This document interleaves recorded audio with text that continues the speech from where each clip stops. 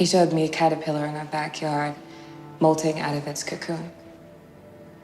And he said, "Don't hate what you are. Be patient. Someday we'll all have wings."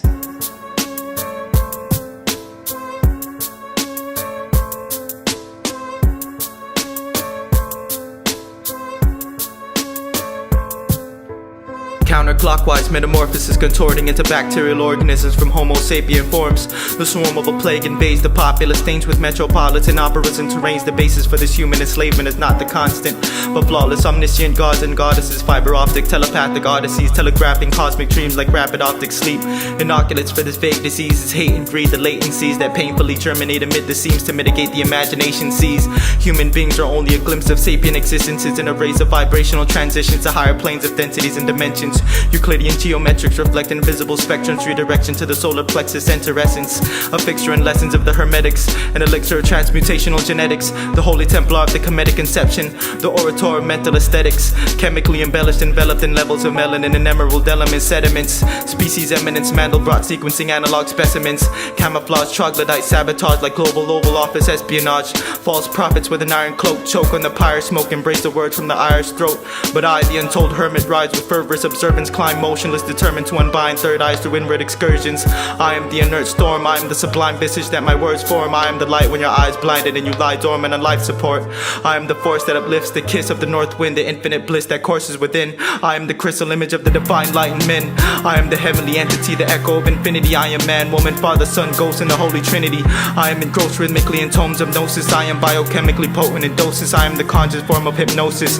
I am that which is inactive in the blackened synapses, detached from man's static actions. I am the last bastion redacted into fragments from untapped astral channels stagnant. I am the axiom of time lapsing, everlasting, ever expanding, spanning through millennial eras entrancing. I am the vast expanse glancing through the hippocampic glass casting capstone through black holes of the pituitary gland chanting om.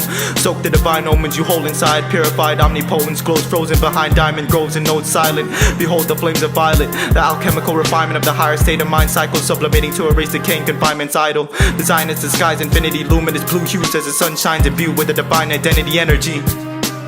Realm of peace, rapid eye machine, the paradox of mechanics, quantum deep, the solstice of the globe below's topography, the conscious cortex, the first stage to perforate this monotonous world's flesh, the space-time warp cleft, embryonic vortex, the nascent vacuum, the Sharingan swirl suggests when an ambigram of its pupils, opposite points connect, the illustration of hypnotic degeneration, being swallowed in consummate dissipation through hypercyclonic higher consciousness oscillations, psychologically broaden the resonation of mind state with time, space, and limitation, involuntary intruders wander the halls of an oblong medulla, supporting the birth of that which will have when evolved like a doula. You're drawn to a future beyond any fictitious science and sutras, caught inside a world where you disappear like vessels that veer inside the borders of the Triforce to leave you lost in Bermuda.